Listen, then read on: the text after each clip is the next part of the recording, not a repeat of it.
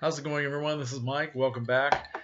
I'm going to do another look back at the year 2017, my cinematic experiences, and this list is going to be the retrospective films that I saw in local theaters during the year. And I have a list of 17 here. Now, it's quite a year for going to the movies and seeing old stuff and enjoying them that way. So let me give a salute to all of you again to the year. Looking back, wonderful year 2017. My friend Ian, I'd like to say cheers and share this rum and coke with you. All right, so let's go. Starting off with these were in no particular order, just the beginning with the month of January and on up to October, which is the last month where I saw something, an old movie at a local theater. So, starting off January 21st, I was lucky enough to see the original Dracula, starring Bela Lugosi, which I've never seen on the big screen before. I've seen it many, many times, but wow, it really came alive. And nice crowd of people. This was at the Virginia. Now, the Virginia Theater is an old movie palace that was built in 1920 as a combination movie theater and vaudeville. So it has a nice big stage in front and a big curtain covering the screen, beautiful ceilings and lights and decorations and all this wonderful stuff. And it's been restored over the last couple of years. So it's a great place to see one of these old classic movies. And Dracula, the magic is still there for me. I don't think it will ever go away. I just love that movie so much, especially the first part of it with all the silence of Bela Lugosi coming down those stairs. It was fantastic.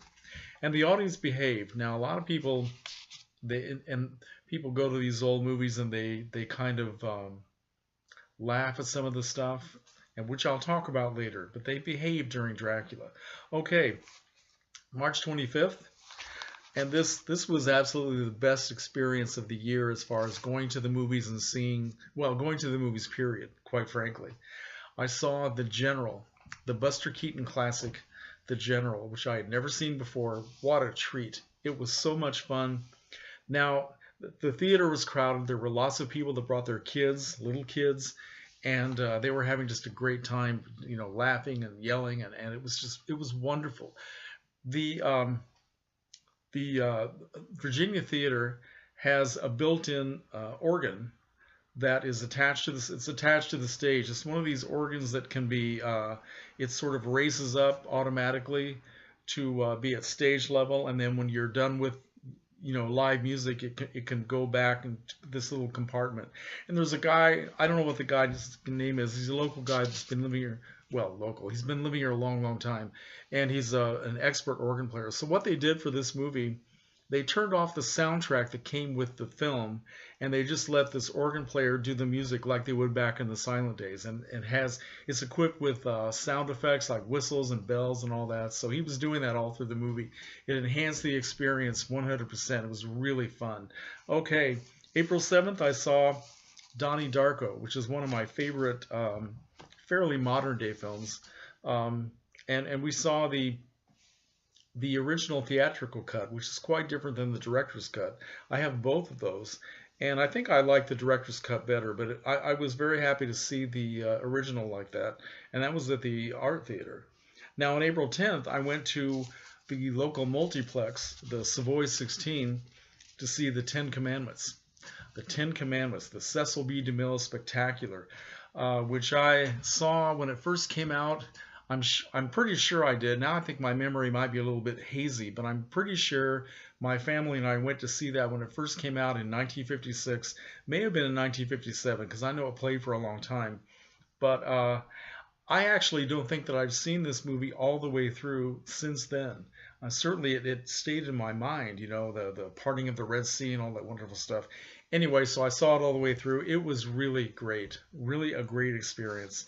Okay, now on May 22nd, I went to the Art Theater to see Whatever Happened to Baby Jane. And I have to be very honest, this was the most negative experience that I had going to the movies this entire year. Not because of the film, because I love this film. I've seen it many times, including a couple of times on the big screen.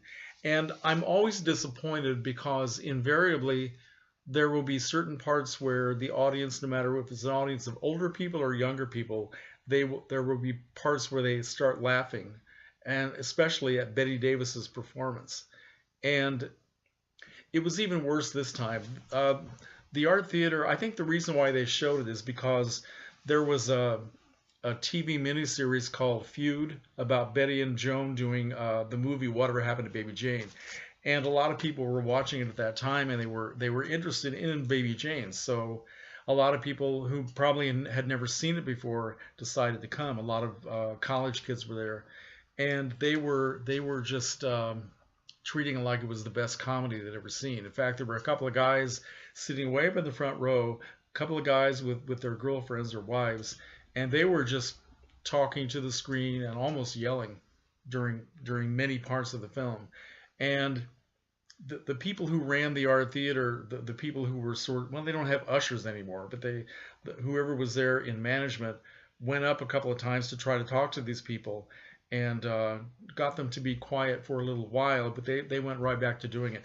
It was a big disappointment. Now, for those of you who know about Whatever Happened to Baby Jane, there's a scene close to the end where Betty and Jane and Blanche are on the beach, and Blanche is about to die, and she's doing her confession, right? So when she tells Jane about, okay, this is the truth about what happened, Jane looks down at her and says, in a very pathetic way, "You mean all these years we could have been friends?" Which to me is the most poignant and pathetic and very sad comments in the entire film. Well, invariably that's the one place where almost everybody laughs, except people like me. So it was really a very bad experience, and that's the only bad experience I have to talk about here. So we'll move on from there. May 27th, I went back to the Virginia and I saw Citizen Kane, which I've seen on the big screen 2 other times, and it was a big thrill to see it again. June 27th, I went to the Savoy 16, and I saw E.T. the Extraterrestrial, which is absolutely wonderful. And would you believe that was only the second time that I've ever seen that movie? I saw it when it first came out, and I have not seen it since. So it was a big thrill to watch it again on the big screen. And I don't own it either. July 22nd, and then also on July 29th, I saw 2 Charlie Chaplin classics. The first was The Gold Rush, and the second was The Kid. And I got to tell you, I had never seen them before. I don't own those either, and they were just wonderful. I totally love these movies, and would go back and see them again in a heartbeat. I may end up buying them as well, but yeah, I'm beginning to appreciate Chaplin more and more every time I see him. They were really fun. August 7th, I went to the Art Theater to see a retrospective of Monterey Pop, which is a film that came out in '68, I believe, and it was about the 1967 Monterey Pop Festival, where a lot of big name rock bands and soul bands, some of which were not terribly famous at the time but became famous after that festival, did their best in this film. And it had people like Jimi Hendrix, The Who, the Mamas and the Papas, Janis Joplin with Big Brother and the Holding Company, Jefferson Airplane, Otis Redding, Ravi Shankar. Really wonderful music, and a lot of behind the scenes, going into the crowd and talking to people and seeing what people were doing and what they were wearing and all that sort of thing. And there's that very famous scene where there's this beautiful young blonde girl who's helping. She's working. I think she's cleaning chairs or something like that. I'm not sure. Can't remember what she was doing. Beautiful girl. They go up and they start to talk to her, the interviewers, and they ask her where she's from, and she says Champaign, Illinois. Of course, people who live here, they all start shouting like it. And I'm sure there are a lot of people who know who she was. I don't, but that's always kind of cool. Monterey Pop, great film. On August 13th, I saw my #1 favorite film, which probably isn't going to change for a long time. I saw The Night of the Hunter, and I was so thrilled to see it. That's the second time that I've seen this movie on a big screen. I was at the Art Theater, and the magic was intact. Absolutely. And everybody behaved in this one too. Very happy. I guess nobody thinks The Night of the Hunter is funny, which is good. I'm glad they don't.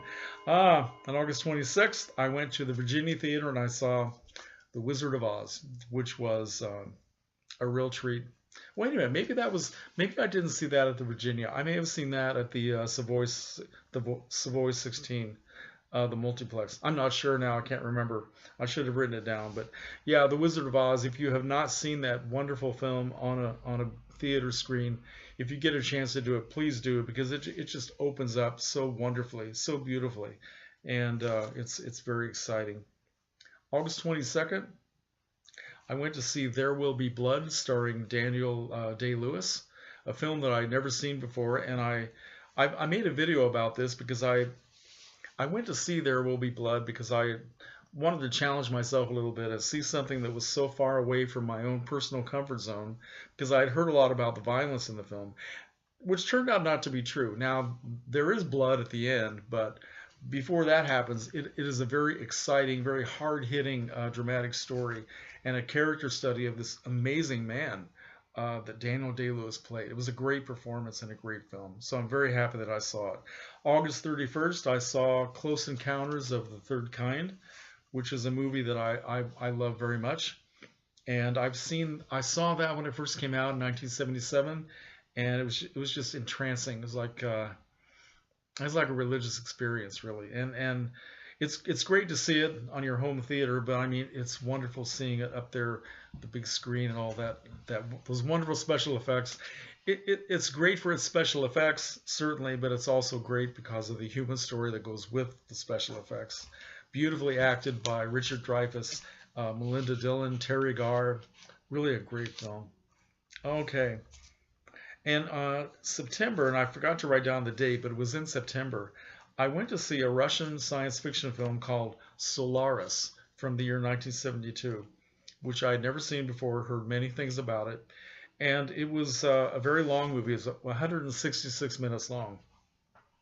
Now, it was very, very impressive, and I'm glad that I saw it. But I think it went on too long. I'm sure a lot of people will find that blasphemy for somebody to say that, but I think that it was very, very self-indulgent on the part of that director. I think there were a lot of things that I would have done differently. Well, that's really pretentious of me to say that, but Solaris was fascinating. I don't know that I would want to see it again. I saw the remake, the one with George Clooney, back when it first came out, and I remember liking it, but I don't remember that much about it. But yeah, I did see Solaris, the original. So if you ever get a chance to see it, give it a chance and tell me what you think. Okay. Now on October 19th, I saw Henry, Portrait of a Serial Killer. Again, stepping out of my comfort zone and giving myself a little bit of a challenge. I made a video about this one too, and I also wrote about it on my Letterboxd page. Henry was fascinating to watch. Certainly stays in your brain after you see it for a lot of different reasons. The violence was almost unbearable, and I've said before, and I think I said it in my video, and I said it in my Letterboxd review, that if they had taken out the graphic violence, or let's say lessened it quite a bit, with everything else that's in the film, you would still have an amazingly effective and creepy film. The violence was, in my opinion, almost unnecessary, because the character study of this man and the people he surrounded himself with was so fascinating and so well done that the violence was almost, well, I don't know. That's just my own personal weirdness about violence, I know. But anyway, Henry, Portrait of a Serial Killer. I'm glad that I saw it. I have no regrets in seeing it, but I doubt if I would ever watch it again. And finally, the last movie that I saw, this is on October 23rd. I went to see Strangers on a Train, directed by Alfred Hitchcock, which I've seen before on the big screen and a couple of times on home video. Love it very much. Terrific film. Now, that particular week there, the Virginia Theater, in celebration of Halloween, they were showing 5 Hitchcock films. It was called Five Nights of Hitch. And I've seen some of these in previous years. I got very lazy and I went to see only one movie, Strangers on a Train, which was showing the first night. The others were, I think, The Trouble with Harry, Psycho was the last one, and I think North by Northwest, and I don't remember what the other one was. But as I said, I got lazy and I found other things to do and I didn't go back. But I did see Strangers on a Train. I'm very happy that I did. And that is it. After October 23rd, I didn't go to see any more films on the big screen. I'm not sure why. I guess I just got busy.